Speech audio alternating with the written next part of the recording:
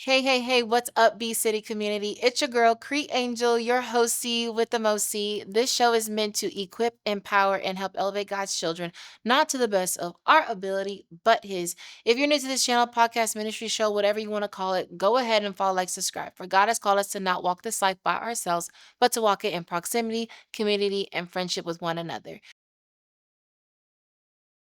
Just Be Podcast is where light meets life because God has called us to be a light of this world. Matthew 5, chapter 14 through 16 talks about we are a city that's meant to be on a hillside.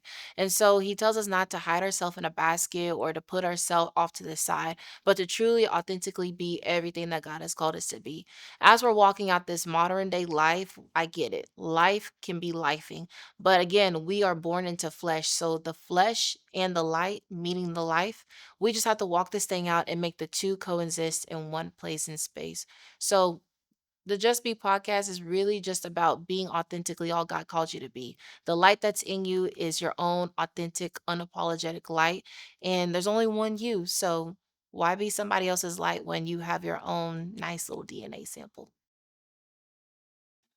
My walk has been feeling like a pruning, if anything. It feels like more as if the more that I begin to walk with him, then the more I feel things tearing off of me. I'm learning myself every day. I know who I am, but I fully don't know who I am becoming. I can see glimpses of it, but at the same time, it's just like I have to truly trust God and not put all control in who I am becoming.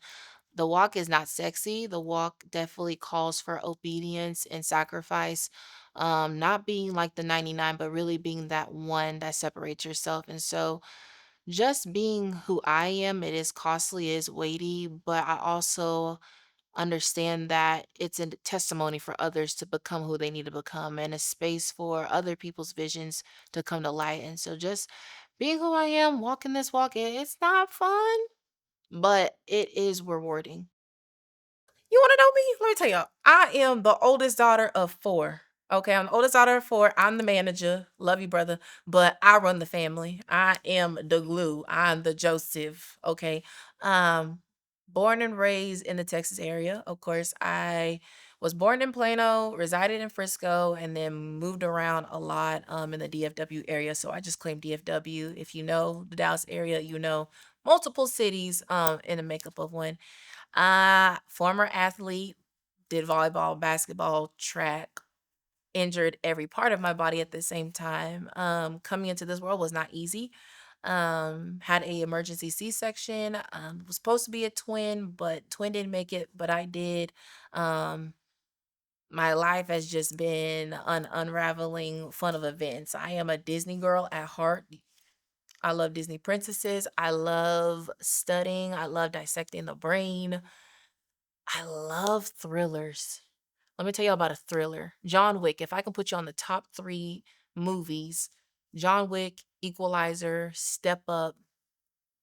I just love anything that has something that keeps you wanting more. The mystery, the taste, and that savory. Um, Cree's very goofy. You don't know what's gonna come at you. Like I love to get a laugh in. I can be very seriously, but I am goofy. My parents, my mom is from Denver, Colorado, and then my dad is from Trinidad and Tobago. So got the American and the foreign in my bloodline. Um, I'm a teacher. I'm a mentor. I'm a content creator, a graphic designer. I got a lot of facets to me. I'm like an onion. I'm very layered and very kind, very loving. But don't get it twisted because, again, it wasn't Simon that cut the ear, it was Peter. So don't try me or my people because he's still saving me every day. But I love the Lord. I raised up in the church, but the church didn't make me. So, I mean, it's a lot of layers to me. Staying disciplined, it starts in just me and my identity and the time that I spend truly with God.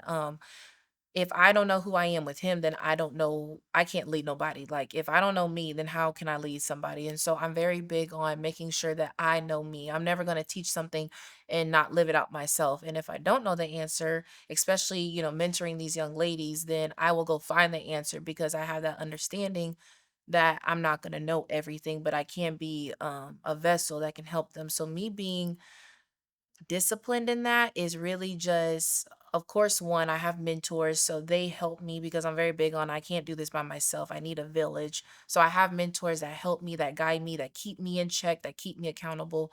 Um my workouts, those keep me very disciplined. If I am not eating right, if I'm not moving my body, then I've realized that my body's a temple and it's hard to do the things in this world if I can't take care of me. Again, like just being able to like pick them up, to have the capacity to move around and operate, to have my mind clear, which that is a whole nother story, just the health of it, being disciplined in that capacity, and just moving in it. I can't talk it if I'm not walking it. And so, to your second question, leading these girls in that way, in that form, the big thing I always tell them is vulnerability. I'm never going to act like I know it all.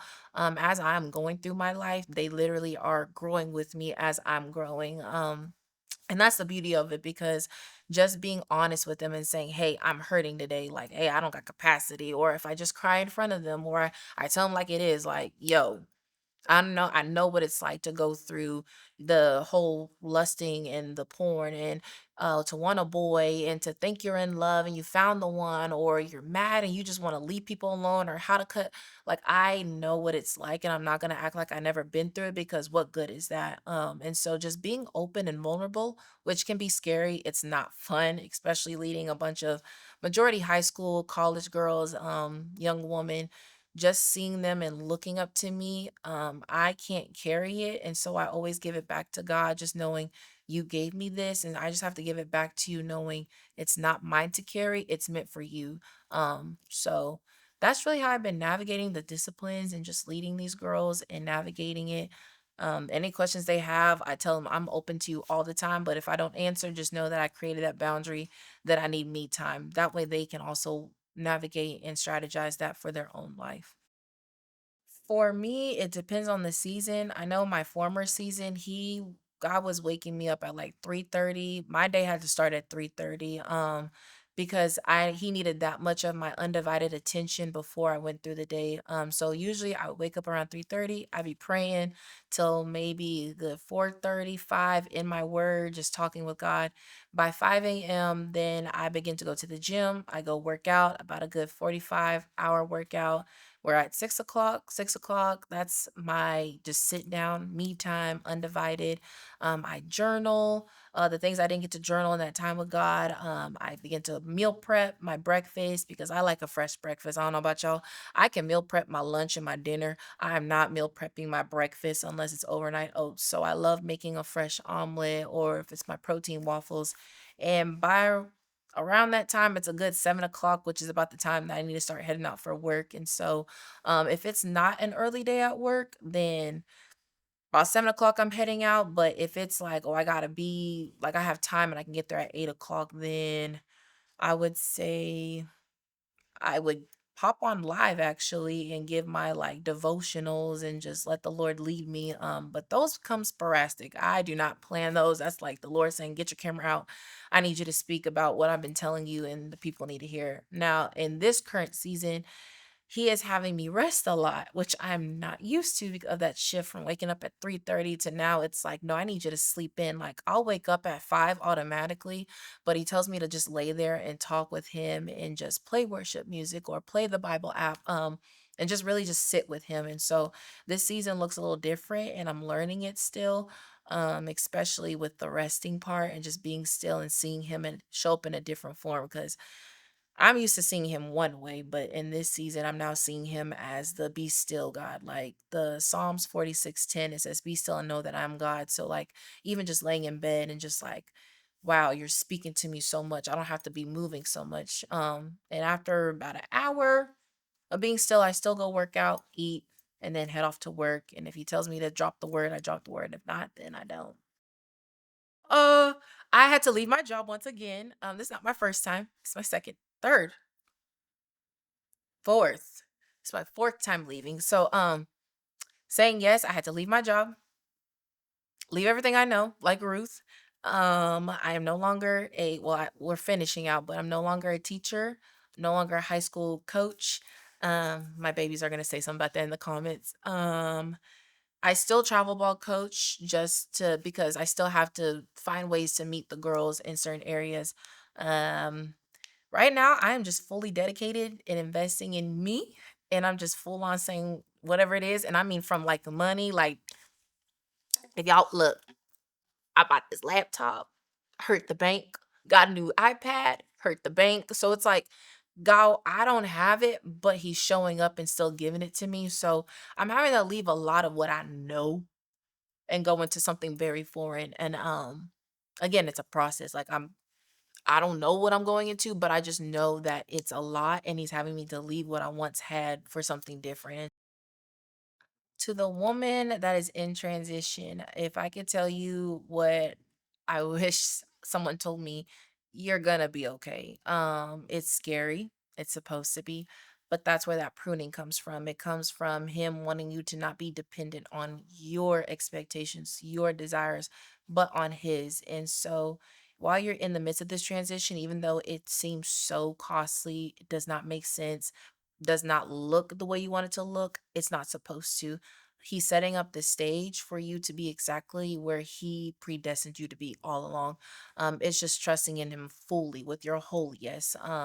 Do not allow anybody to get in your ear. That will be the biggest thing. Cover your ear gates, cover what you listen to, cover what you're watching, cover who you're connected to, because I would hate for you in the midst of transitioning attached to a wolf, a snake, a witch, a warlock, those things, because they want your harvest too, because God is going to get you to the promised land. But what you're bringing into it is very detrimental to that season. And so while you're in this season of transition, trust God's voice, lean onto him. You got to lean in your discernment. He gave us discernment like a mug. You hear me? That favor, that intuition, you got to use it more than you've ever used it. And just don't think about it too much. Like just literally be. I know, so cliche. Just be who you are, cuz who you are is exactly made for that moment in the transition you are in. It ain't going to be sexy, it's not pretty at all, but I believe it's gonna be worth it at the end in the long haul. Not knowing the outcome, you can just trust the one who has the outcome in his hands. Would be my advice to you.